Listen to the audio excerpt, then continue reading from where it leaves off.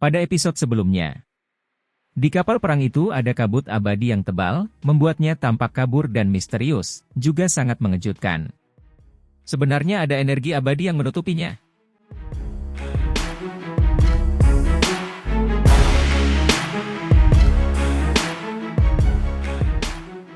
Kilauan logam berkelap-kelip. Tempat ini sangat terpencil, potongan-potongan logam di mana-mana tanpa tanda-tanda adanya hunian manusia. Si Hao dan King Yi adalah satu-satunya yang datang ke sini. Zeng! Tiba-tiba, suara pedang terdengar. Hanya ketika mereka melangkah ke wilayah ini, hal itu menimbulkan kelainan. Benua lima elemen secara alami memiliki banyak daerah logam, terutama tempat ini di mana bahkan tanahnya terbuat dari logam, tidak ada tanah yang terlihat, tidak ada air yang terlihat, tempat yang dingin dan suram. Di depannya, ada energi pedang yang melesat ke angkasa, yang entah berapa zang tingginya, membuat kulit seseorang pun terasa sakit, seolah-olah ada pedang dewa yang menebas. Jangan bilang ada harta karun tertinggi di sini. Siapa tahu, mungkin ada pedang abadi di sini, kata si Hao. Beberapa hari telah berlalu. Berdasarkan apa yang mereka ketahui, ada sekitar selusin orang yang menemukan benih Dao, semuanya terkait dengan 5 elemen, memperoleh peluang besar di benua ini. Sayangnya sampai sekarang si Hao dan King Yi belum mendapatkan apa-apa, baru hari ini mereka menemukan tempat yang menakjubkan ini. Setelah berjalan selama beberapa lusin li, sebuah danau besar muncul di hadapan mereka. Energi pedang saat ini melonjak dari dalam danau, cemerlang dan tajam, menyerang jiwa mereka. Terlebih lagi, mereka merasakan semacam panas yang membakar. Udara di atas danau terdistorsi, karena suhu di bawahnya terlalu tinggi, menyebabkan kekosongan menjadi kabur. Danau ini adalah cairan logam. King Yi berteriak kaget, merasa sangat tertegun. Seberapa hebat suhu di sini? Cairan di danau besar itu berkilauan, kilau logam berputar-putar, gelombang energi logam yang kaya melonjak, membawa panas yang membara dan niat membunuh. Terlebih lagi, ada sejumlah besar cahaya warna-warni ilahi di dalamnya, cukup banyak material ilahi yang meleleh di dalamnya. Danau ini sama sekali tidak sederhana. Danau logam. Kesempatan telah tiba. Jika tidak ada pedang abadi di dalamnya, maka kemungkinan besar ada benih atribut logam, kata si Hao. Meskipun benih atribut tunggal dari 5 elemen itu sangat berharga, itu tidak begitu menarik baginya. Dia ingin menemukan benih yang paling kuat. Namun, jika ia memperoleh benih ini, ia dapat menukarnya dengan teknik berharga, obat-obatan suci, dan hal-hal lain dengan orang lain. Begitu hal semacam ini dibawa ke dunia luar, itu pasti tak ternilai harganya. Setiap benih dapat dianggap sebagai buah dao yang hebat, sesuai dengan hukum alam yang berbeda. Yang ini sangat berharga, pasti luar biasa setelah dipelihara oleh danau logam ini, kata King Yi. Jika kamu menyukainya, maka aku bisa mengambilnya untukmu, kata si Hao. Si Hao mengambil tindakan. Teknik berharga Kun Peng muncul, tangan kirinya menjadi hitam pekat seperti tinta, penuh dengan kekuatan yin yang besar. Kemudian, seekor ikan hitam besar muncul, memasuki danau logam dengan suara dong, menghasilkan gelombang besar. Ketika cairan keemasan itu berhamburan di tepi danau, gelombang asap putih keluar, terdengar suara cici. Ikan kun hitam menggerakkan kepala dan ekornya, tubuhnya besar, melepaskan energi yin yang besar, hampir membekukan seluruh danau. Ini adalah jenis provokasi yang serius. Danau besar itu meluap, banyak riak air langsung muncul. Bahkan ada makhluk misterius yang berjuang keluar. Wah, tidak sesederhana itu. Benih ini dilindungi oleh makhluk. Ini benar-benar luar biasa. Itu adalah makhluk emas, tubuhnya terkondensasi dari cairan. Ia dengan cepat berubah menjadi makhluk humanoid, cahaya yang menyala-nyala keluar dari tubuhnya. Si Hao tidak berkata apa-apa lagi, melepaskan seberkas energi pedang dengan mengangkat tangannya. Di tingkat kultivasinya saat ini, dia tak tertandingi di antara para dewa surgawi, setiap serangannya adalah metode yang paling mengerikan dan ganas. Orang logam itu pun ambruk, karena kepalanya terpenggal, dan hancur berkeping-keping. Hanya seberkas energi pedang, tetapi sosok dewa logam yang sangat mengerikan pun terbunuh. Di danau, kilau logam berkelap-kelip. Kemudian, lebih dari 10 makhluk logam muncul, di antaranya Suani, burung vermilion, singa bermata 3, semuanya jenis yang berbeda. Si Hao mengangkat kepalanya, pancaran listrik memancar, menghubungkan langit saat ditembakkan dari kelima jarinya, membelah. Cahaya itu terlalu kuat, percikan listrik yang menyilaukan berkelap-kelip di mana-mana, guntur dan kilat kemudian meletus. Hal ini, tanpa diragukan lagi, menghasilkan hasil yang dahsyat. Meskipun ke-10 makhluk itu sangat kuat, sebanding dengan dewa-dewi surgawi, mereka tetap tidak dapat menahan kekuatan ini sama sekali. Peng! Pada saat itu juga semuanya meledak, tidak mampu bertahan lama, dan musnah seluruhnya. Pada saat itu, kedamaian danau besar kembali pulih, hanya hawa panas yang menyelimuti udara. Di danau, ikan besar berwarna hitam itu menggerakkan ekornya, segera menimbulkan gelombang yang mencengangkan. Panas yang membakar bergolak, danau logam itu bergejolak karena gangguannya, pada akhirnya benar-benar mendidih. Ini dihasilkan oleh jejak kunpeng yang dibuat Si Hao. Ikan besar yang dihasilkan dari kekuatan yin yang besar bergerak melalui danau, mengaduk ombak raksasa saat mencari benih atribut logam. Seberkas cahaya pelangi melesat di udara. Sebuah kuali kecil membubung ke langit, siap untuk lepas. Ikan hitam besar itu mengayunkan ekornya, dan dengan suara, shua, berubah menjadi burung dewa yang panjangnya beberapa puluh li. Ia melesat keluar dari permukaan air, menutupi langit dan bumi saat ia melebarkan sayapnya, angin kencang bertiup kencang. Kuali kecil itu meronta sekuat tenaga, menghantam paruh burung itu, berharap bisa lepas. Namun, burung peng terlalu menakutkan. Paruhnya bersinar, menahannya di tempatnya. Burung itu langsung menukik ke bawah, terus menyusut, dan mendarat di telapak tangan pemuda itu. Burung peng menghilang, hanya meninggalkan kuali emas kecil. Ketika Si Hao membuka tutup kuali tersebut berubah menjadi cairan logam, dan menghilang. Kristal belah ketupat muncul di telapak tangannya. Kristal tersebut terbuat dari logam, hampir transparan. Benih dao logam, terlebih lagi salah satu yang bermutu tertinggi, kata King Yi sambil mendesah. Benih dao logam ini sangat langka, di dalamnya terdapat pola ilahi alami. Ada berbagai jenis simbol yang menutupinya dengan rapat. Jika seseorang bergabung dengannya, seseorang dapat memperoleh kekuatan atribut logam. Dapat dikatakan bahwa jika benih ini terus berevolusi, ia akan menjadi benih logam kualitas terbaik, yang hampir mencapai titik ekstrim. Jika kamu menyukainya, maka itu milikmu. Si Hao langsung melemparkannya ke King Yi. Tepat pada saat ini, bulan hijau muncul di atas kepalanya. Bulan itu menyebarkan cahaya bulan yang lembut, dan kemudian dengan suara, shua, bulan itu membatasi benih ini. Esensi spiritual logam memenuhi udara, sepenuhnya diserap oleh bulan hijau. Lalu, dengan suara kaca, benih langka yang luar biasa ini hancur, berubah menjadi logam yang hancur, dan mendarat di tanah. Dihancurkan begitu saja? Si Hao tercengang. Jika benih ini dibawa ke dunia luar, itu pasti bisa ditukar dengan teknik berharga yang mengejutkan dunia, namun hancur dalam sekejap mata begitu saja.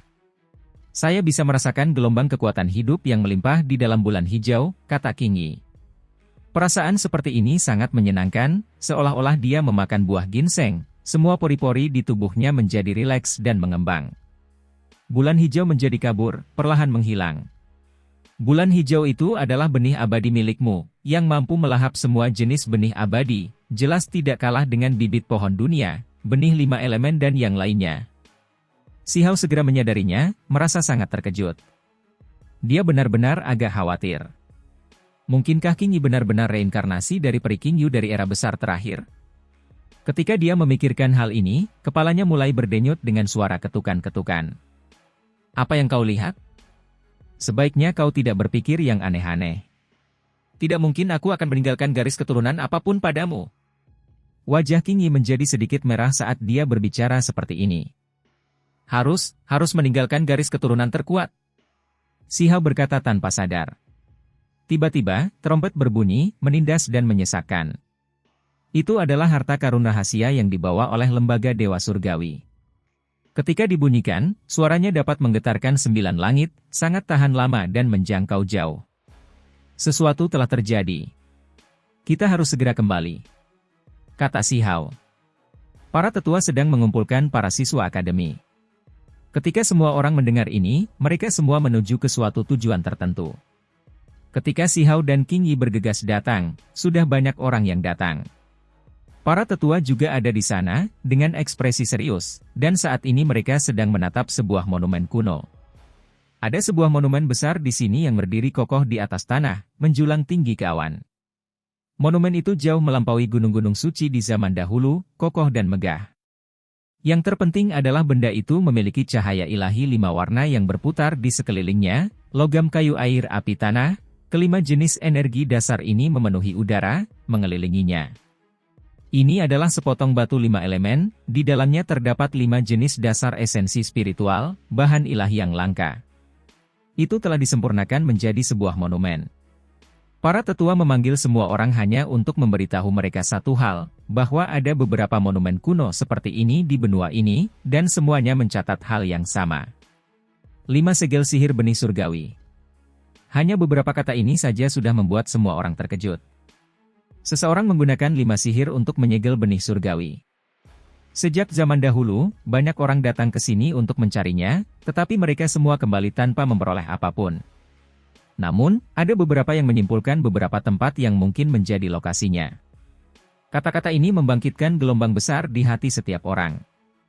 5 sihir, benih surgawi, kedua istilah ini benar-benar membuat mereka terkejut. Yang disebut 5 ilmu sihir itu harusnya merujuk pada 5 unsur, sedangkan benih surgawi harusnya adalah benih yang tak tertandingi, yang paling kuat. Kalau tidak itu tidak akan masuk akal, dan mereka juga tidak akan berani menyebutnya seperti itu. Kemudian, para tetua mulai menggambar di kehampaan, menghasilkan peta benua 5 elemen. Kemudian, mereka menunjuk beberapa area di peta tersebut. Benih surgawi sejati mungkin ada di salah satu area ini. Apakah semua orang sudah hadir?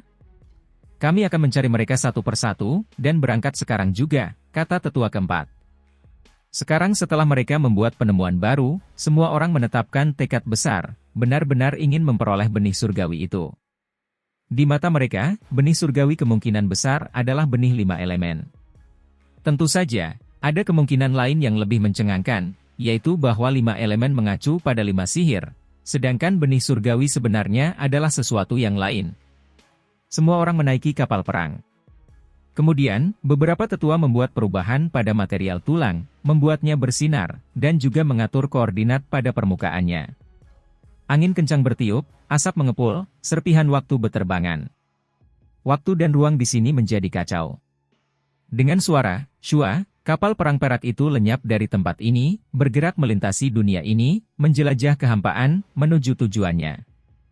Setelah entah berapa lama waktu berlalu, kapal perang perak itu bergetar, muncul di pegunungan. Energi 5 elemen melonjak, naik seperti sinyal asap. Wah, ternyata tempat ini aneh. Semua orang turun dari kapal perang, melihat gunung berapi di sekeliling mereka. Energi 5 elemen yang seperti asap keluar dari lubang gunung berapi. Kenyataannya, gunung berapi di pusatnya dapat dianggap sebagai raja gunung, kaisar puncak. Gunung itu terlalu agung dan megah, dan yang dilepaskannya bukan hanya jenis energi vital, ada juga air, api, kayu, berbagai jenis aura energi.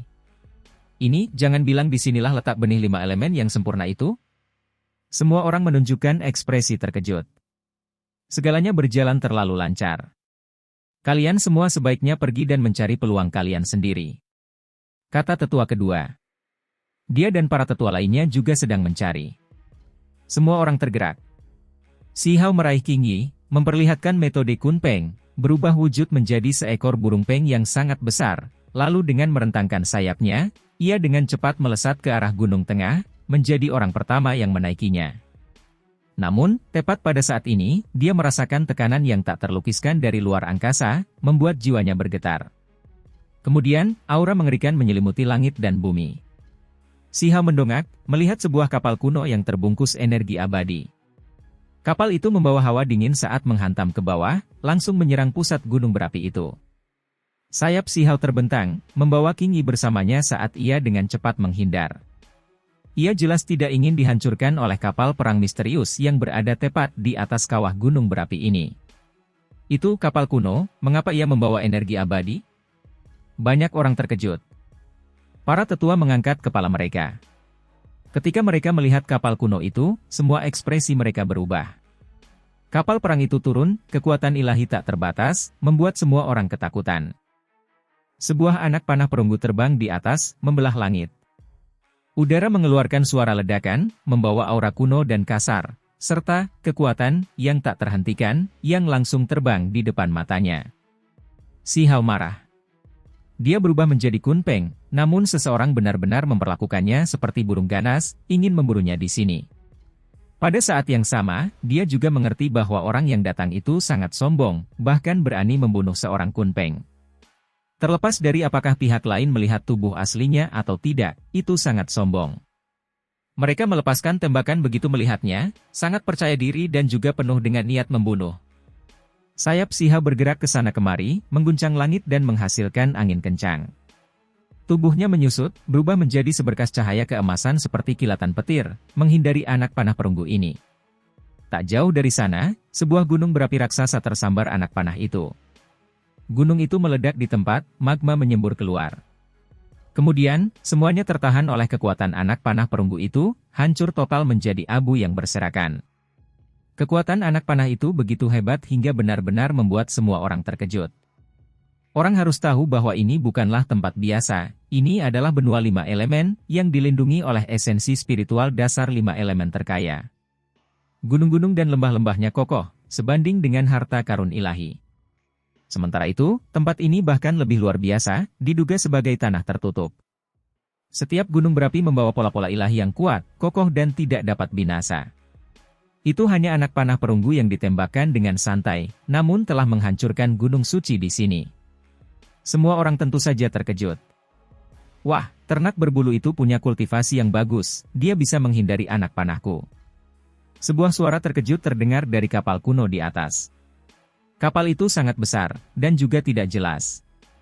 Kapal itu terbungkus kabut abadi, membuatnya tampak sangat misterius, seolah-olah itu adalah kapal berharga abadi yang berlayar sejak dunia diciptakan. Samar-samar terlihat bekas bilah pisau dan lubang anak panah di badan kapal, yang meninggalkan jejak waktu. Ada beberapa tempat yang masih berwarna hijau tembaga, seolah-olah baru saja lepas dari daratan kuno. Di kapal perang itu ada beberapa anak muda, semuanya berpenampilan mengesankan, tatapan mata mereka tajam. Energi abadi menyelimuti tubuh mereka, membuat mereka tampak sangat menakutkan. Mereka membawa aura dao abadi, tetapi juga sangat mendominasi. Mereka tidak seperti bunga dan rumput lembut yang tumbuh di rumah kaca, jelas merupakan ahli muda yang telah mengalami darah dan api. Salah satu anak muda mengenakan baju besi logam biru muda, di punggungnya ada tombak perang yang penuh dengan niat membunuh. Di tangannya ada busur perunggu besar, dan setelah mengeluarkan anak panah perunggu dari tabung anak panah, dia mengisi busur itu lagi. Rambut ungu orang ini sangat panjang dan tebal, menjuntai hingga pinggang. Matanya seperti dua bintang emas, pupilnya benar-benar berbentuk silang, cemerlang seperti ujung pedang. Wajahnya tampak seperti dipahat dengan pahat, memiliki temperamen yang keras kepala namun kasar dan liar. Sambil berteriak pelan, dia menarik busurnya lagi, sambil berkata, "Ambil ini." "Apakah kau mencari kematian?" teriak Si Hao dengan marah. Orang ini tidak berhenti di sini, menggunakan senjatanya yang ganas lagi setelah menembakkan anak panah pertama, ingin membunuhnya, memperlakukannya seperti binatang buruan. Teriakan seperti ini bagaikan guntur, menggempur angkasa hingga bergoyang maju mundur, bergemuruh dengan suara. Suara retakan terdengar di udara. Namun, omelan Si Hao tidak membuat semua orang berhenti, malah melepaskan tali busur lebih langsung. Anak panah itu seperti pelangi saat menembus langit dan bumi, ujung anak panahnya menakutkan. Saat Si Hao menghindar kali ini, banyak bulu emas muncul di sekitarnya, semuanya berubah menjadi anak panah dewa, melesat ke arah orang yang menembaki dia. Adapun anak panah perunggu, ia melesat menembus 5 gunung berapi raksasa secara berurutan. Semua itu adalah puncak-puncak suci yang dilindungi oleh simbol-simbol, tetapi tetap saja meledak. Kecepatannya terlalu cepat, dia memiliki kecepatan yang sama dengan Kunpeng. Orang-orang di kapal kuno itu tampak tidak terlalu peduli, mereka berdiskusi di sana. Hanya wajah orang yang menembakkan anak panah itu yang menjadi serius, senyumnya agak memudar, salib emas di matanya menjadi lebih tajam. Baju zirah biru muda di tubuhnya bersinar, melindunginya. Selain itu, dia menyingkirkan busur besar, tombak surgawi yang sekarang tergenggam di tangannya, dengan ganas mengacungkan anak panah ilahi itu. Percikan api beterbangan ke segala arah, sejumlah besar cahaya melonjak. Pada saat yang sama, Si Hao kembali ke wujud manusia, turun ke kawah gunung berapi bersama King Yi, kini dikelilingi oleh energi 5 elemen yang kaya. Ia melotot marah ke arah pihak lain. Tidak mudah, benar-benar menghentikan panah Dewa Wutai. Wu bahkan menggendong seorang gadis yang penampilannya cukup menonjol. Aku salah bicara, kecantikan yang jarang terlihat di negara ini, haha. Orang-orang ini tidak memiliki perasaan menyesal. Baru saja, mereka dengan kejam melepaskan anak panah ke pihak lain, dan sekarang, mereka menggoda seperti bajingan, ekspresi di setiap mata mereka seperti kilat saat mereka menatap dua orang di bawah. Siapa kalian semua? Kenapa kalian menembak secara acak dengan busur kalian? Wajah Siha menjadi muram. Meskipun dia tahu bahwa mereka bukan orang biasa, tidak ada satupun dari mereka yang sederhana, Sihao tetap berbicara. Kelompok orang ini terlalu mendominasi, masih tertawa seperti ini setelah bertindak membunuh. Anak muda, aku sarankan kau patuh memainkan peranmu. Apa kau memprovokasi kami? Kau kan tidak benar-benar terbunuh, jadi apa yang kau ributkan, teriak salah satu dari mereka. Gadis kecil, melihat betapa cantiknya dirimu, mengapa kau tetap berada di sisinya? Datanglah ke kapal perang abadi kita, cepatlah dan naiklah, ada peluang dao abadi di sini. Orang-orang itu semua tertawa terbahak-bahak, tidak memperlakukan mereka dengan hormat. Wajah Sihao langsung menjadi gelap. Ini terlalu kurang ajar, menembaki dia, dan setelah gagal membunuhnya, mereka malah bersikap seperti ini, terlebih lagi memprovokasi teman wanita di sampingnya, sama sekali tidak menaruh perhatian padanya. Saat ini, orang-orang lain dari lembaga Dewa Surgawi juga tercengang. Ketika mereka melihat pemandangan ini, mereka semua menunjukkan ekspresi aneh, merasa ragu di dalam hati. Dari mana datangnya sekelompok ahli ini, benar-benar meremehkan Huang seperti ini? Pada saat yang sama, semua orang merasa sangat terkejut, karena kapal perang itu terlalu tidak biasa, dikelilingi oleh energi abadi. Mereka benar-benar terintimidasi, semua orang merasakan gelombang ketakutan. Sihao mengeluarkan busur tanpa sepatah kata pun, lalu menariknya kembali. Sebuah anak panah dewa ditembakkan, melesat ke arah kapal perang dengan suara dong, auranya mencengangkan. Wah, berani sekali membalas. Kali ini, orang-orang di kapal perang itu tidak mengambil tindakan, melainkan melantunkan mantra. Kapal itu bersinar, penghalang cahaya melonjak di sana, menghalangi panah dewa. Dengan bunyi ci, panah dewa itu terbakar menjadi abu dan berhamburan ke bawah. Siapa yang menyerang kapal perangku? Kapal kuno itu sangat besar. Suara tua terdengar dari kapal, memiliki kekuatan yang mengagumkan. Panah Sihao mengaktifkan pertahanan, mengganggu yang lain di kapal. Mohon maaf telah mengganggu orang tua. Dia hanya anak nakal, tidak perlu disebutkan. Salah satu anak muda itu berkata dengan acuh tak acuh. Saat ini, para tetua lembaga Dewa Surgawi semuanya muncul, berjalan bersama. Mereka melihat kapal kuno yang dipenuhi dengan energi abadi, ekspresi mereka serius.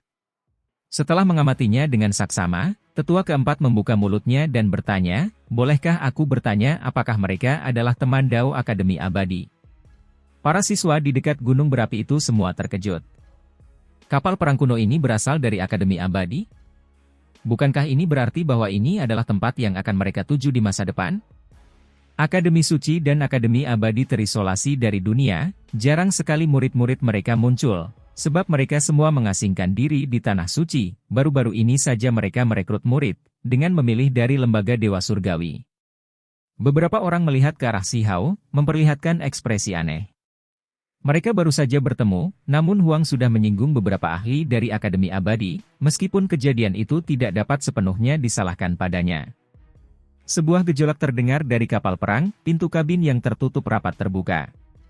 Beberapa tetua keluar dari dalam, bahkan lebih tua dari tetua lembaga Dewa Surgawi, jenggot dan rambut seputih salju, sampai-sampai beberapa dari mereka sudah kehilangan semua rambutnya, kerutan saling berlipat seolah-olah mereka saling meremas.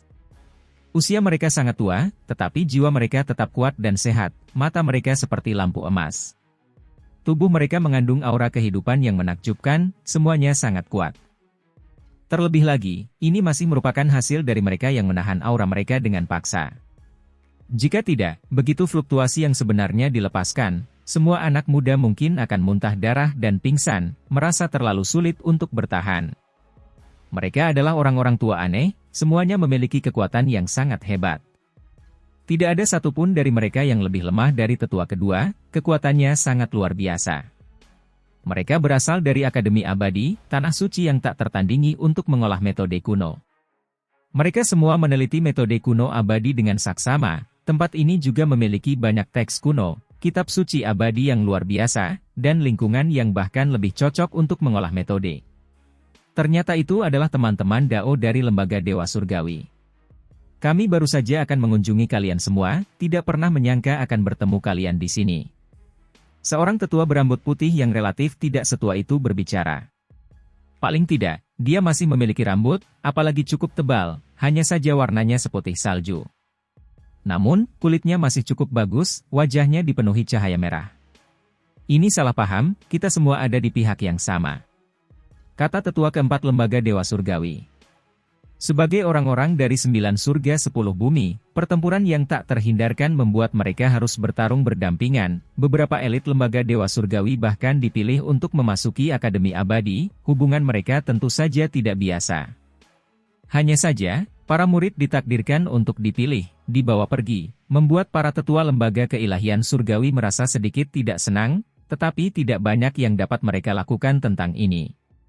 Siapa yang tidak pernah muda sebelumnya? Dulu, bukankah kita juga seperti ini? Bentrokan antara generasi muda, memiliki semangat pantang menyerah, ini belum tentu hal yang buruk. Seorang tetua dari Akademi Abadi berkata sambil tersenyum. Jelas tidak mungkin monster tua itu tidak merasakan apa yang baru saja terjadi, mereka hanya membiarkannya terjadi begitu saja. Siha merasa sangat tidak puas. Bagaimanapun, dia ditembak oleh seseorang tanpa alasan, jadi tidak mungkin dia bisa bersikap murah hati seperti memperlakukan situasi seolah-olah tidak terjadi apa-apa. Ekspresi wajahnya tidak bagus. Kau tidak seburuk itu, jika kau berusaha lebih keras, kau mungkin bisa menjadi adik kelas kami. Anak-anak muda itu tertawa terbahak-bahak, tanpa meminta maaf sama sekali. Pada saat ini, cukup banyak anak muda keluar dari kapal, semuanya adalah individu yang menjanjikan dan luar biasa. Ada pemuda yang heroik dan juga gadis muda yang murni dan cantik, semuanya luar biasa, membawa energi abadi. Kau bisa membawa gadis itu bersamamu, datang dan mengobrol di kapal, mendekati kami sedikit. Pemuda yang menembakkan busur tadi mencibir, jelas mengejek Si Hao tidak peduli bagaimana orang melihatnya. Daripada menyebutnya undangan, lebih baik mengatakan bahwa dia meminta Si Hao untuk mengirim King Yi ke sana. Menurutmu siapa dirimu? Kau pikir kau punya kualifikasi untuk memberitahuku apa yang harus kulakukan? Murid-murid Akademi Abadi benar-benar hebat. Jika kau turun dari kapal, aku akan mematahkan semua tulangmu dan mematahkan ototmu. Si Hao terlalu lugas, menanggapi dengan galak. Karena hal ini tidak hanya menyangkut citranya sendiri, tetapi juga merupakan ekspresi langsung dari jati dirinya. Hati Daonya tidak terbatas, tidak merasa takut saat menghadapi kekuatan besar. Ada beberapa hal yang bisa ditanggung, sementara beberapa provokasi harus dihadapi secara langsung. Dia tidak percaya bahwa monster tua dari Akademi Abadi akan sangat berat sebelah jika benar-benar ada konflik. Orang-orang ini terus-menerus membuat keadaan menjadi sulit, jadi jika dia mundur sekali lagi, keyakinan apa yang tersisa darinya? Mereka semua hanyalah murid akademi, jadi apa yang perlu ditakutkan? Namun, di mata semua orang, ini bukan masalah kecil. Dia benar-benar menantang murid-murid Akademi Abadi seperti ini, membuat semua orang terkejut. Mereka semua menatapnya kosong. Hal ini khususnya terjadi pada murid-murid Heavenly Deity Institution yang merasa semakin bertentangan. Mereka mengolah metode kuno, yang terbaik dari mereka ditakdirkan untuk memilih Immortal Academy, namun orang-orang akademi ini tersinggung bahkan sebelum mereka masuk. Di mata mereka, hasil ini jelas jauh dari meyakinkan. Apakah kau berbicara kepadaku? Wu Tai mengembalikan tombak surgawi itu ke punggungnya, busur inti tembaga dipegangnya di tangannya, tubuhnya ditutupi baju besi biru muda. Dia berdiri di atas kapal, menundukkan kepalanya untuk melihat ke bawah. Suasana langsung menjadi tegang. Bentrokan hebat akan terjadi setelah mereka memediasi situasi.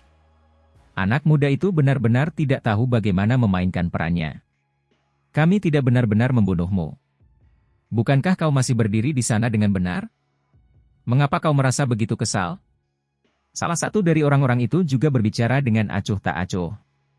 Ketika Si Hao mengangkat tangannya, tombak perang emas muncul di telapak tangannya.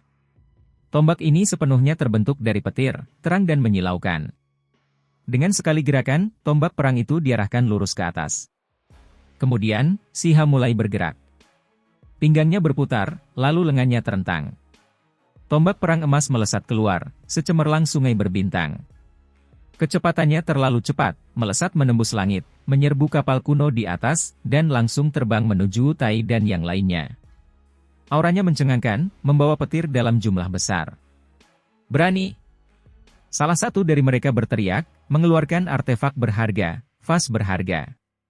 Vas itu melepaskan cahaya berapi yang mengamuk, menghantam tombak perang itu. Simbol-simbol tak berujung meletus di antara keduanya, suara-suara terus-menerus terdengar. Sementara itu Wutai semakin gencar menembakkan busurnya, melepaskan anak panah perunggu untuk menghentikan tombak petir tersebut. Ketika keadaan mulai tenang, ekspresi orang-orang itu tidak bagus, salah satu dari mereka bahkan tampak murung, berkata, "Apa kalian mau mati? Menyerang kami seperti ini? Dasar bocah liar, kau tidak tahu bagaimana menghargai kebaikan orang lain. Kau pikir kau sehebat itu, menggunakan kekerasan di depan kami?" Wutai mencaci maki. "Apakah kalian semua merasa terhina? Aku hanya membalas budi. Baru saja, beginilah cara kalian semua memperlakukanku, menyerang seperti kalian berhadapan dengan burung ganas yang acak." Si Hao berkata dengan dingin. "Bahkan orang sepertimu berani memperlakukan dirimu setara dengan kami?" Teriak Wutai memotongnya. "Dasar bodoh, kau pikir kau orang yang istimewa? Kalau kau tidak bisa menerimanya, datanglah ke sini. Aku sudah bilang kalau aku akan menghajarmu sampai tulangmu patah dan ototmu remuk." Kata-kata itu jelas bukan hanya untuk pamer.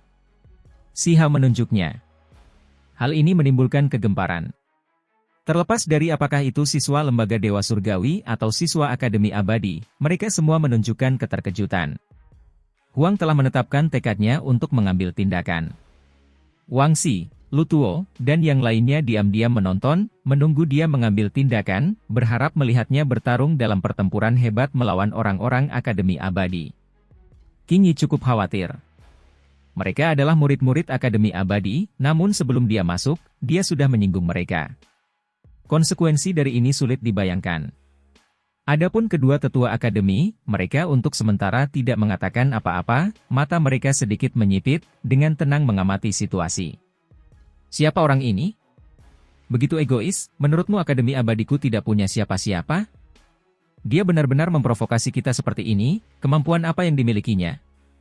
Seorang wanita muda di kapal kuno itu berkata pelan. "Kemungkinan besar karena dia tidak yakin dengan reputasi Akademi Abadi kita, dan ingin membuat namanya terkenal melalui pertempuran ini," kata seorang pemuda. "Apakah dia benar-benar berpikir tidak ada seorang pun di Akademi Abadi milikku, bahkan orang sembarangan pun berani menantang kita? Wutai, turunlah dan lawan dia. Kau pasti akan memperoleh kemenangan besar." Seseorang berkata dengan suara keras. Tentu saja, ada orang-orang yang mengetahui jalannya kejadian, berkata, kali ini, Wutai dan yang lainnya adalah orang pertama yang memprovokasi pihak lain, tidak dapat disalahkan padanya karena melawan. Wutai, kamu memakai baju zirah biru, jadi mengalahkan orang itu bukanlah masalah. Beri dia pelajaran." Seseorang di antara mereka berbicara. Wutai mengangguk, wajahnya dingin dan kaku. Rambut ungunya berkibar-kibar, bintang-bintang emas berbentuk salib muncul di pupil matanya. Dengan tombak perang di punggungnya, busur inti tembaga di tangannya, dia segera melompat dari kapal dan turun. "Siapa kau, berani bicara sembrono di sini? Biar ku beritahu, tidak sembarangan anjing atau kucing dapat menantang martabat Akademi Abadi," teriak Wutai. "Bahkan bajingan kecil sepertimu bisa mewakili Akademi Abadi?" Si Hao hanya mengucapkan satu kalimat, lalu dia melompat dengan ganas ke arah Wutai.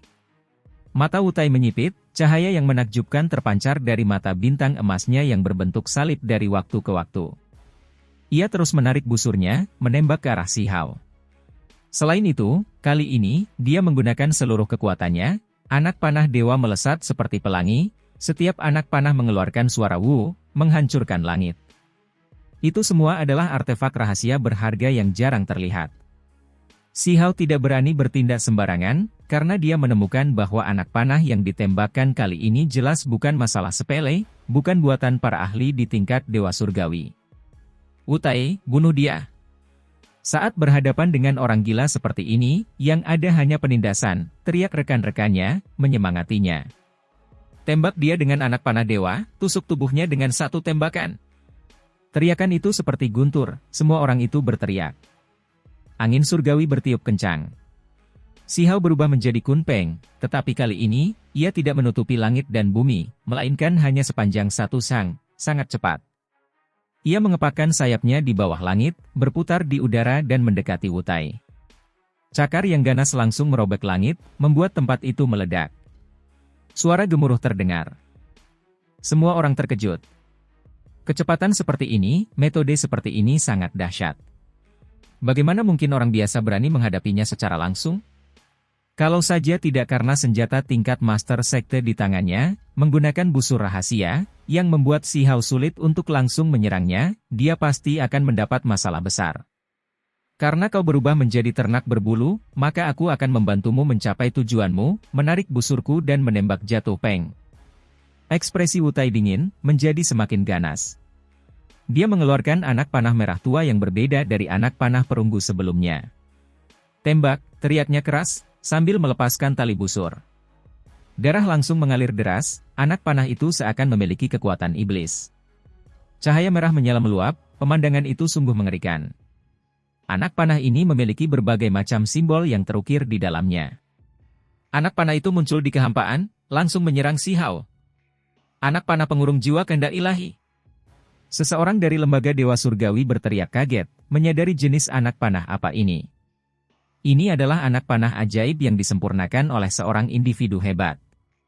Kekuatannya luar biasa, orang yang menembakkannya dapat menanamkan sedikit kehendak ilahi ke dalamnya, mampu mengunci roh primordial pihak lain, anak panah itu tidak akan berhenti sampai mengenai sasarannya. Jelaslah bahwa anak panah ini dibuat oleh seorang ahli yang sangat kuat. Begitu mengenai Si Hao, anak panah itu pasti akan meletus dengan kekuatan yang menggemparkan.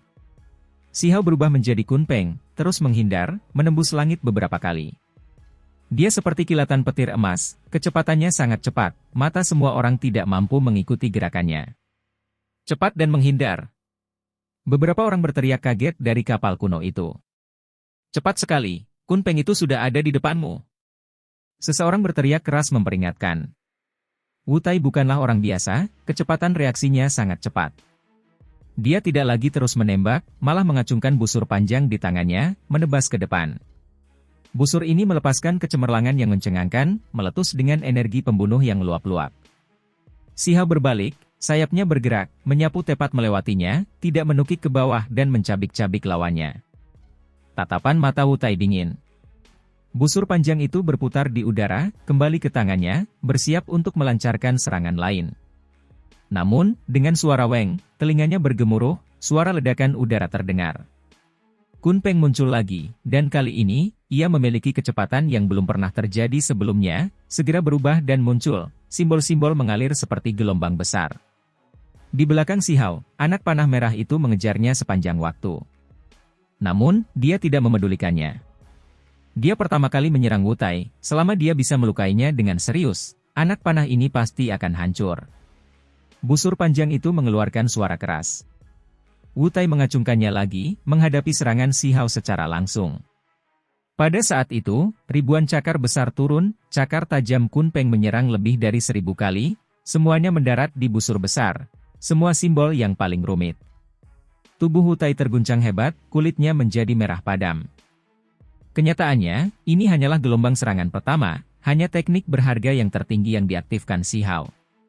Yang terjadi selanjutnya adalah sisi yang tertinggi. Seekor ikan raksasa hitam muncul, membawa lautan hitam di belakangnya, menutupi langit dan bumi, mengunci tubuh Wu Tai, memengaruhi kecepatannya. Peng! Wu Tai mengandalkan baju zirah biru di tubuhnya, mengaktifkan metode rahasia, menghasilkan penghalang cahaya biru air untuk menghentikan serangan ini. Akan tetapi, di saat-saat terakhir, tubuhnya masih bergetar hebat, lalu terlempar keluar secara diagonal dan mengalami hantaman hebat. Itulah hasil dari sayap dewa transformasi Kun Peng milik Si Hao yang menebas, terlalu kuat, tak terhentikan.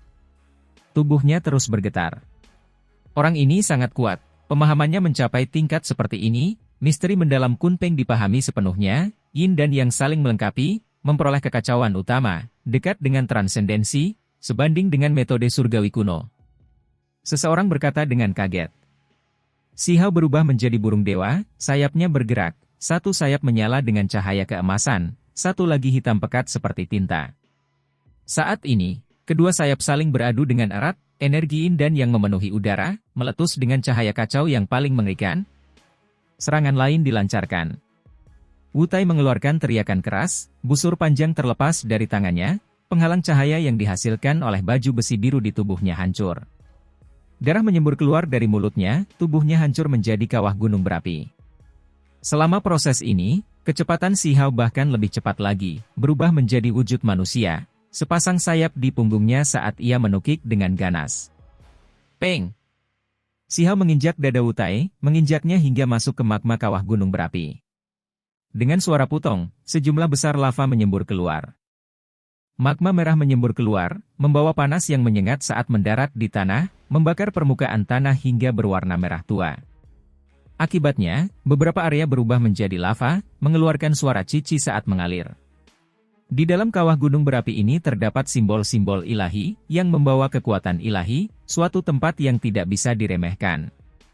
Si Hao menginjak dadanya, mengikuti kawah gunung berapi ke dalam cairan merah yang mengerikan. Panas yang membakar melonjak. Jika bukan karena dagingnya yang begitu kuat, dia pasti sudah lama berubah menjadi tulang putih, kulit dan dagingnya terlebih lagi akan segera terbakar. Boom! Wu Tai meronta, lengan dan kakinya bergerak, membuat magma merah beterbangan ke segala arah, berusaha melepaskan diri dari Si Hao. Diinjakan ke magma gunung berapi dengan satu kaki adalah sikap yang terlalu tidak anggun, semacam penghinaan. Kaki kanan Si Hao bergerak, melepaskan gelombang spiral kekuatan, energi yin dan yang besar terjalin bersama untuk membentuk gelombang kekuatan ajaib, kekuatan yang tak tertandingi. Wu Tai merasakan sakit yang luar biasa di dadanya, tulang-tulangnya seakan patah. Darah menyembur keluar dari mulutnya, warnanya sama dengan magma. Ketika keduanya bercampur, yang satu tidak dapat dibedakan dari yang lain. Hanya saja, satu terasa hangat dan berbau amis, sedangkan yang satu lagi sangat panas, mampu membakar seseorang menjadi abu.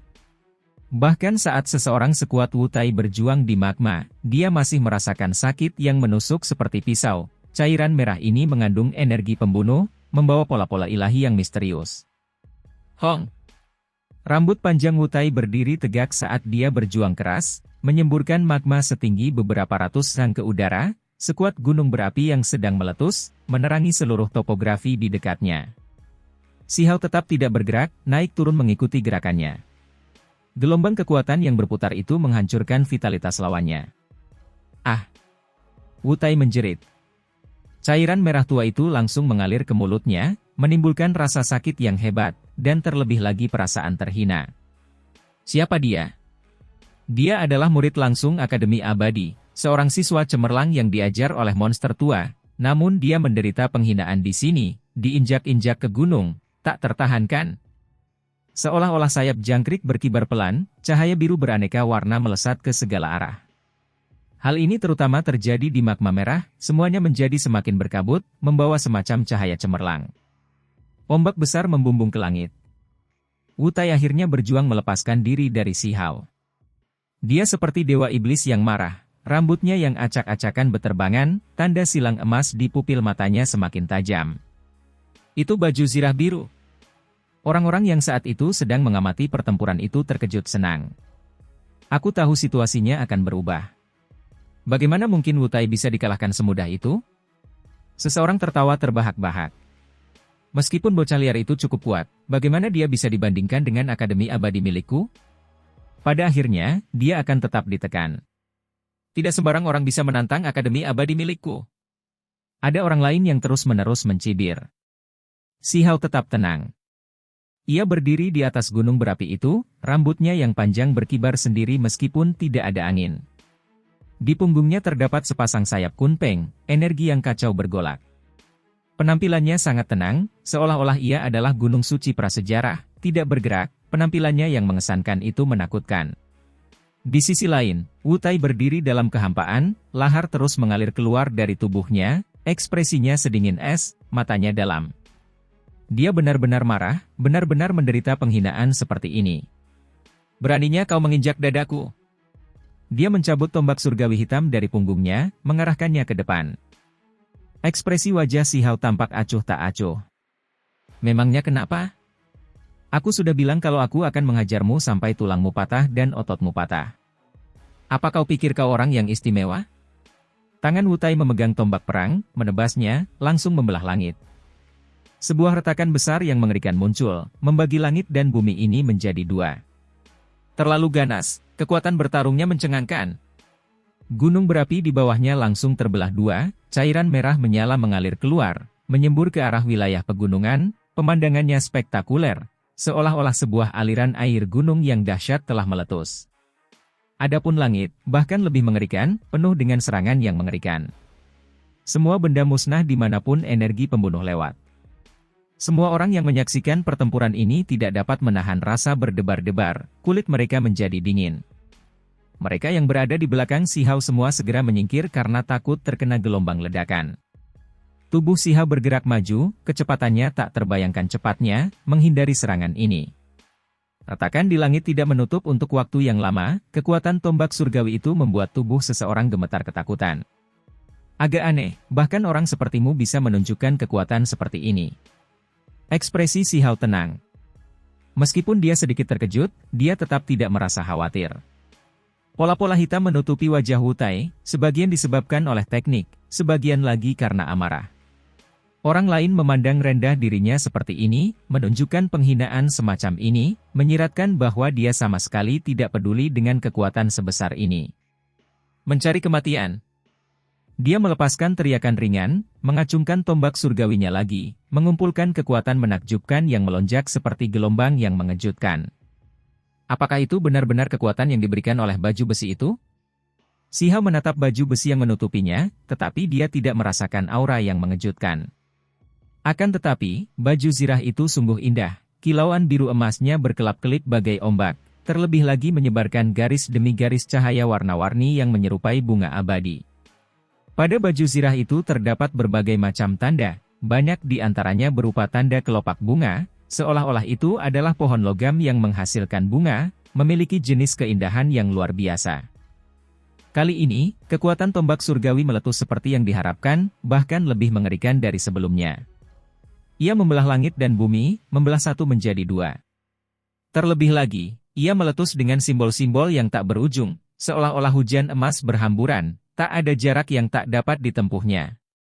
Si Hao mengerutkan kening. Itu hanya baju besi, jadi bagaimana bisa itu meningkatkan kekuatan seseorang tanpa alasan? Dia agak bingung. Padahal sebelumnya, justru karena pertahanan baju zirah di tubuh Wu Tai yang melindunginya, kalau tidak, dadanya sudah lama diinjak-injak oleh hentakan Si Hao, tidak mungkin dia bisa hidup. Membunuh. Wu Tai menyerbu ke depan, tampak semakin ganas, keberaniannya tak terhentikan.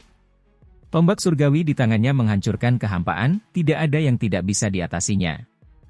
Si Hao tidak mencoba menghalanginya, malah mengamati dari samping. Dia menggunakan kemampuan ilahi bumi keinci di bawah kakinya, menghindarinya. Mereka yang menonton berpikir bahwa penarikannya adalah tindakan kelemahan. Wu Tai bahkan lebih menyeringai, merasa bahwa Si Hao tidak berani melawannya dalam kondisinya saat ini, dengan dingin berkata, tidak lebih dari ini. Kemudian, sambil memegang tombak perang, dia mengayunkannya lagi.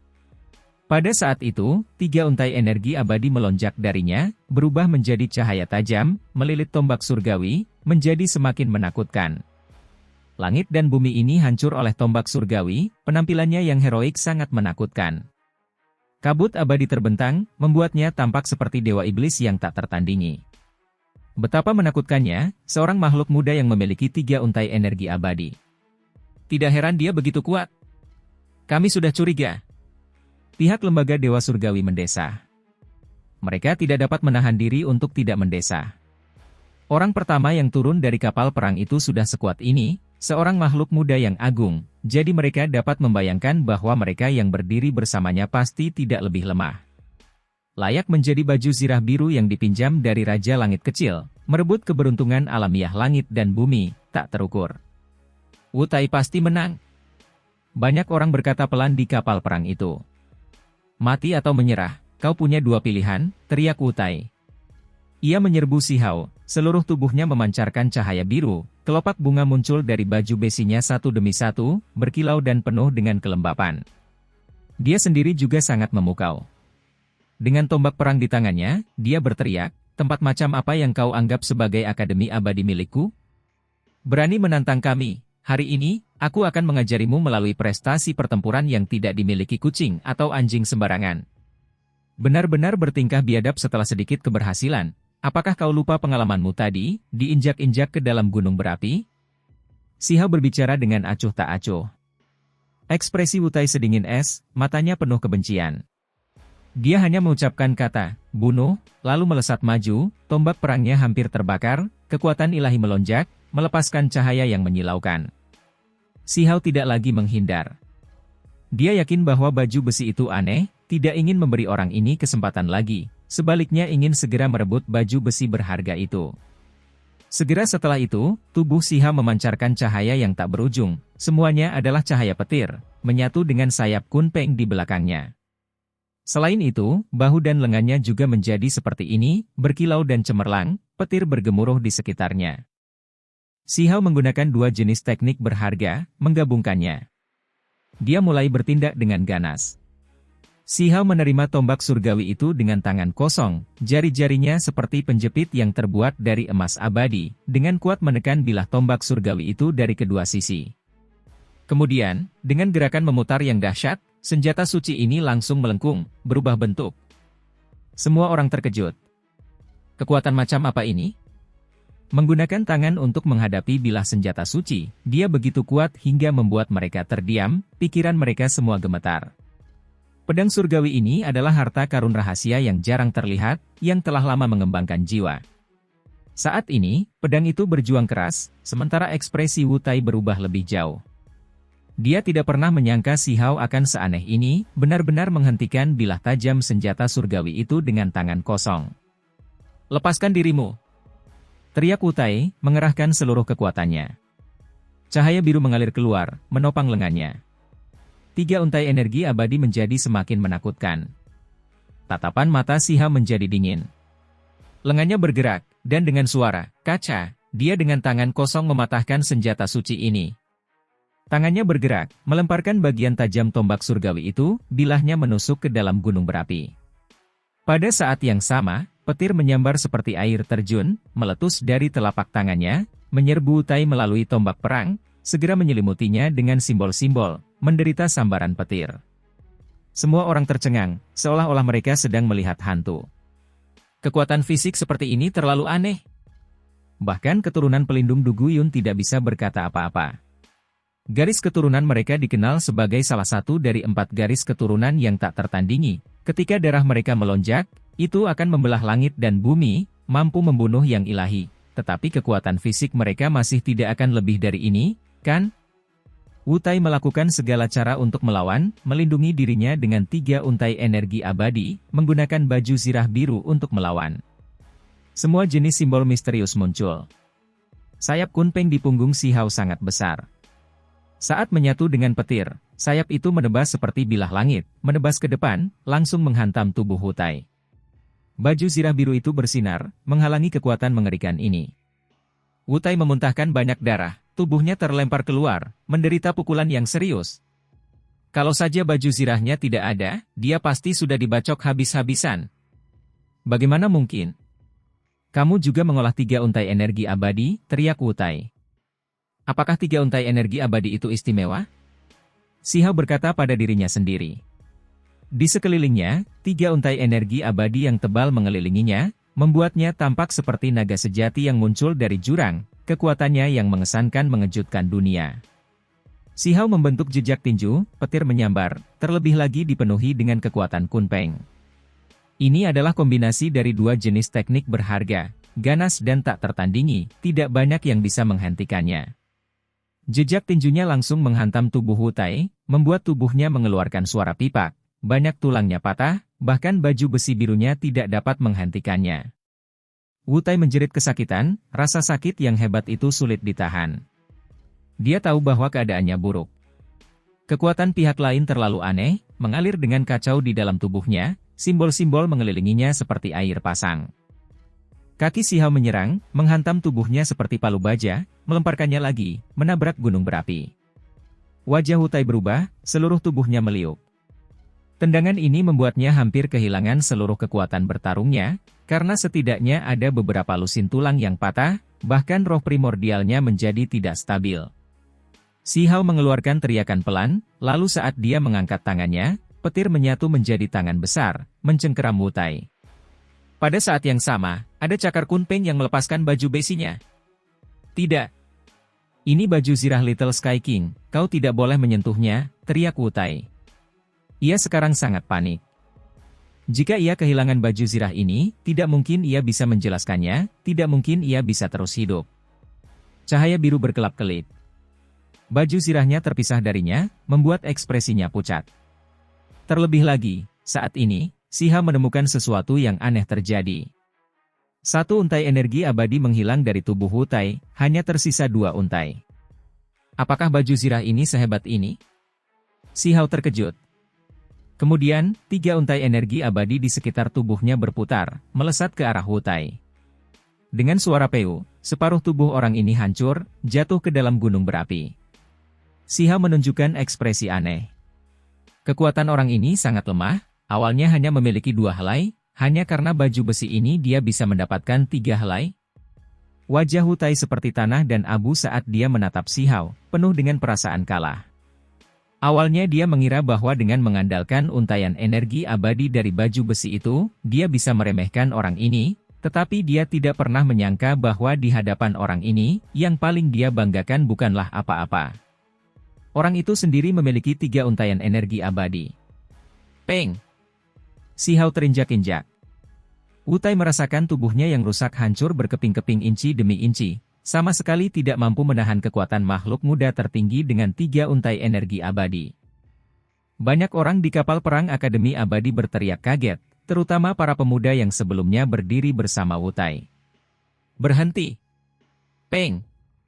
Ketika kaki Si Hao terjatuh, bahkan gunung iblis kuno pun akan rata di bawahnya, jadi bagaimana mungkin Wu Tai, tubuh daging dan darah, sanggup menahan kekuatan ini?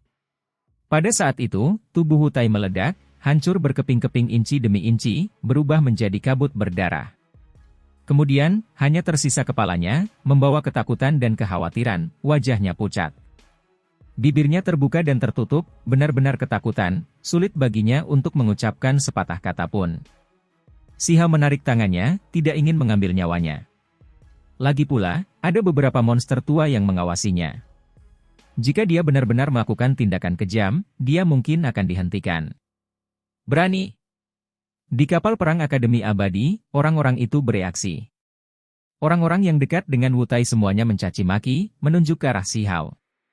Kau benar-benar berani melakukan hal semacam ini, melukai murid-murid akademiku di depan wajah para tetua? Apa kau meremehkan Akademi Abadiku?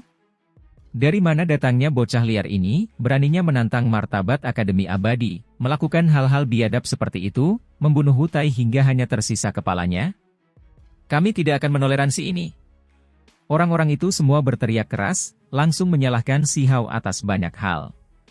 Mereka semua berteriak seperti sedang menghakimi dari posisi tinggi, mencaci maki Si Hao atas tindakannya yang tidak terhormat, dan hendak mendisiplinkannya.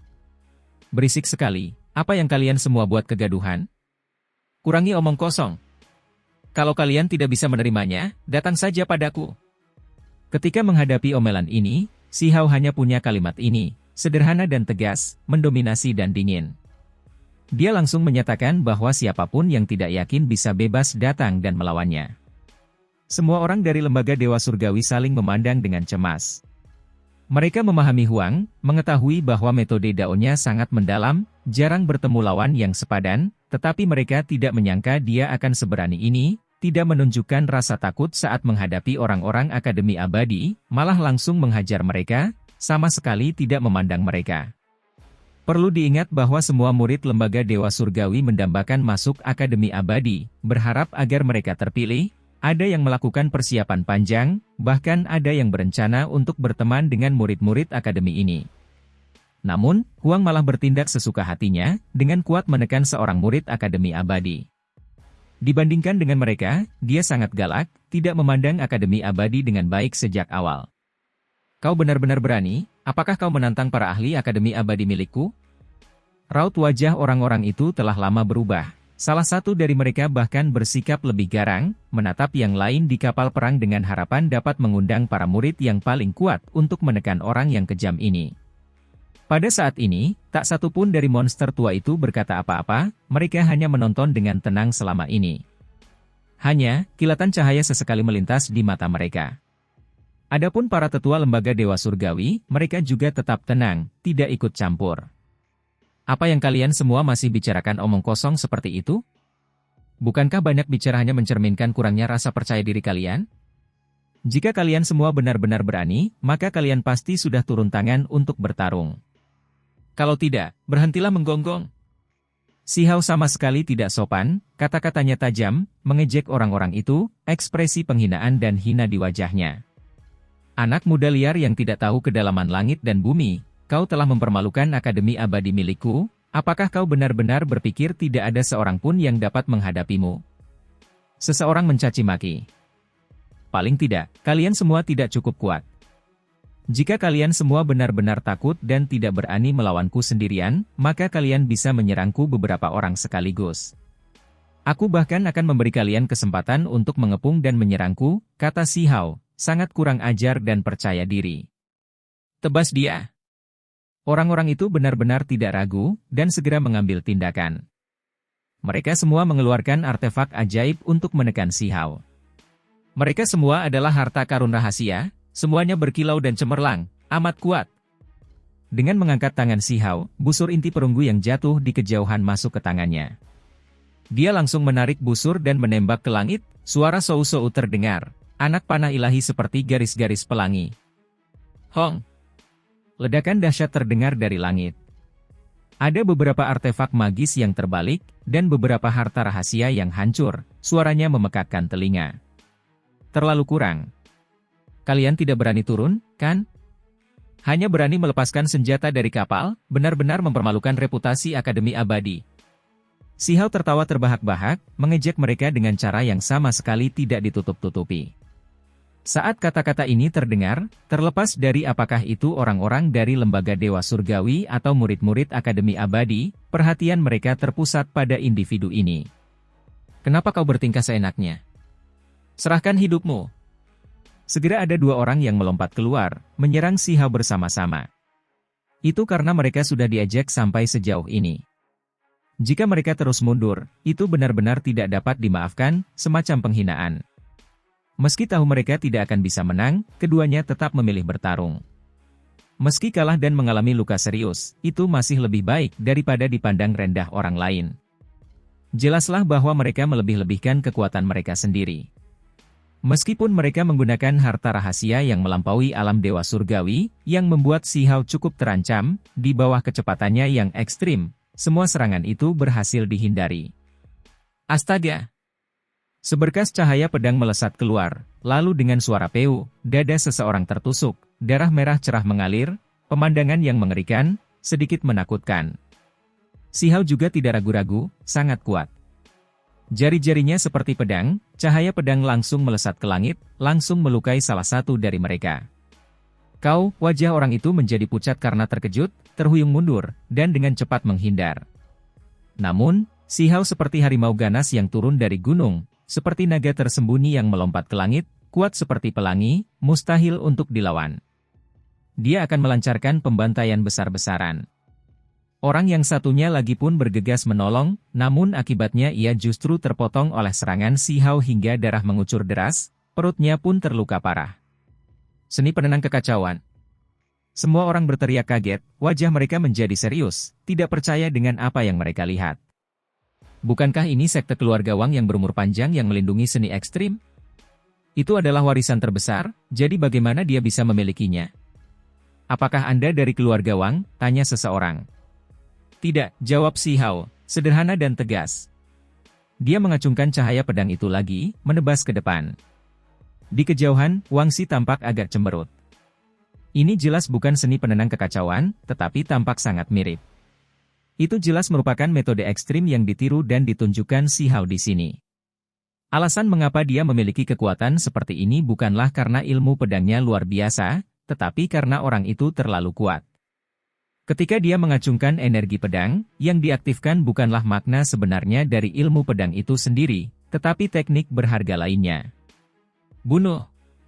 Setelah keduanya terluka parah, mereka berteriak keras, melakukan perjuangan terakhir. Ekspresi Si Hao tampak acuh tak acuh. Ketika harta karun berharga yang melampaui alam dewa surgawi itu tidak lagi efektif melawannya, tidak mampu menyerangnya, itu berarti sudah saatnya pertempuran ini berakhir. Seberkas energi pedang melonjak, seolah-olah menghubungkan langit dan bumi. Dengan suara peu, salah satu dari mereka terpotong menjadi dua bagian di pinggang. Darah berceceran keluar, separuh tubuhnya jatuh ke tanah. Ah, orang itu menjerit dengan sedih. Kepala di bagian atas tubuhnya masih ada, wajahnya pucat pasi, rasa sakit yang hebat membuat wajahnya melengkung. Dia sudah kehilangan semua semangat juang dan kekuatan tempur. Hampir bersamaan, teriakan lain terdengar tidak jauh dari orang itu. Kepalanya terpenggal oleh seberkas energi pedang yang mencapai langit. Energi pedang itu memasuki tubuhnya, membuat tubuh yang terpisah itu meledak. Bersih dan efisien, dua ahli hebat tubuhnya hancur total. Bersama Wu Tai, tiga jagoan hebat kini telah tumbang di sini, mereka semua hanya tinggal kepalanya saja, tanpa kekuatan untuk bertarung. Semua orang menjadi gempar. Orang ini tegas dan langsung, terus-menerus menebas tiga ahli, alisnya bahkan tidak berkerut selama proses ini. Apakah kalian semua sudah yakin sekarang? Bagaimana kalau kalian semua datang untuk bertukar petunjuk juga? Si Hao berbicara sambil melihat ke arah kapal kuno itu. Masih ada tiga orang yang tersisa, semuanya adalah orang-orang yang sebelumnya berdiri bersama Wu Tai. Tadi, mereka tidak turun untuk berpartisipasi dalam pertempuran, semuanya masih berdiri di sana, tidak mau mengambil risiko. Pada saat ini, ketika mereka mendengar tantangan dan ejekan Si Hao, muka mereka berubah menjadi hijau dan pucat, tidak mampu membantah lagi, mereka semua pun terdiam. Pada saat ini, mereka tidak dapat menanggapi, diejek sampai tidak dapat menunjukkan amarah. Kalau tidak, apakah mereka benar-benar akan bertarung? Mereka pasti akan menderita kekalahan besar yang sama. Si Hao tertawa dingin, tidak lagi memerhatikan mereka. Temperamen pendiam seperti ini membuat mereka merasa semakin malu. Ada beberapa orang yang meskipun mereka juga murid Akademi Abadi, merasa orang-orang ini terlalu tidak sedap dipandang. Mengambil inisiatif untuk memprovokasi sesuatu adalah satu hal, tetapi mereka malah ditekan, bodoh dan pengecut sejauh ini. Benar-benar mengundang kehinaan atas diri kalian sendiri. Apakah mereka ini murid-murid Akademi Abadiku? Bahkan tidak mampu mengalahkan seorang pun anak muda, benar-benar sampah. Ada orang-orang dari Akademi Abadi yang tidak dapat menahan diri, mengkritik dengan kasar, merasa malu untuk mereka. Pada saat yang sama, mereka merasakan gelombang ketidakpuasan, merasa bahwa pemuda itu tidak hanya memenangkan hati orang-orang itu, tetapi juga kehilangan muka untuk Akademi Abadi. Adapun para siswa lembaga Dewa Surgawi, mereka semua menunjukkan ekspresi terkejut. Tidak banyak yang bisa dikatakan, Huang benar-benar orang yang galak, sebenarnya seperti ini. Kita sudah kalah, tidak ada yang perlu dikatakan tentang ini. Bisakah kau mengembalikan baju zirah biru itu? Seorang di kapal kuno berkata dengan nada malu, tidak berani melawan, malah meminta baju zirah itu. Sampai-sampai mereka bahkan tidak meminta Si Hao untuk melepaskan Wu Tai dan dua orang lainnya terlebih dahulu, karena mereka yakin dengan adanya monster tua di sini, akan sulit bagi mereka bertiga untuk benar-benar mati. Ini adalah rampasan perangku, mengapa aku harus memberikannya kepada kalian semua, kata Si Hao dengan dingin. Dia sudah melihat bahwa baju zirah ini adalah sebuah benda kuno, yang sebenarnya mampu memberi Wu Tai seutas energi abadi lainnya, kekuatannya tak terukur, dan patut untuk diteliti. Kau, ini baju zirah Raja Langit Kecil, tapi kau ingin mengambilnya sendiri? Tarik saja ke sini. Ekspresi salah satu dari mereka berubah. Raja Langit Kecil yang mana? Apakah aku pernah melihatnya sebelumnya? Aku hanya tahu bahwa aku memperoleh beberapa rampasan perang dari tangan Wu Tai, tidak akan membahas hal lain. Nada bicara Si Hao tegas. Semua murid dari Akademi Abadi merasakan pikiran mereka berdebar, banyak ekspresi mereka berubah.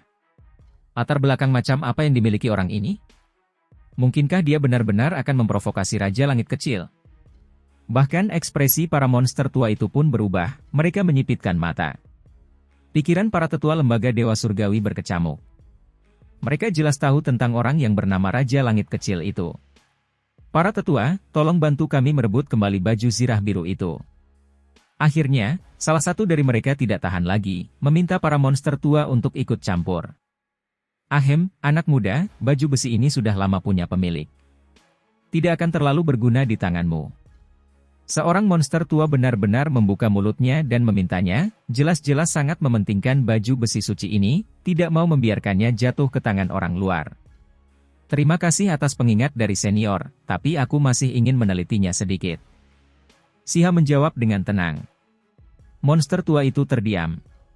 Apakah ini sebuah petunjuk? Ini jelas-jelas meminta petunjuk kembali, halo? Di pihak lembaga Dewa Surgawi, terlepas dari apakah itu Yao Yu, Wang Xi, atau Lutuo dan yang lainnya, mereka semua sedikit terdiam, tetapi mereka tidak punya pilihan selain mengakui keberanian orang ini, sungguh tidak takut pada apapun. Mereka yang berada di pihak Immortal Academy juga berpikiran sama. Siapa orang ini? Dia benar-benar pantas dipuji karena keberaniannya, tidak mendengarkan desakan monster tua itu. Mungkinkah dia benar-benar ingin bertarung hebat melawan Little Sky King? Saat ini ada yang memperlihatkan permusuhan, namun ada pula yang merasakan kekaguman, mata mereka berkedip-kedip seraya terus-menerus menatapnya. Pada saat yang sama, beberapa orang keluar dari palka kapal lagi.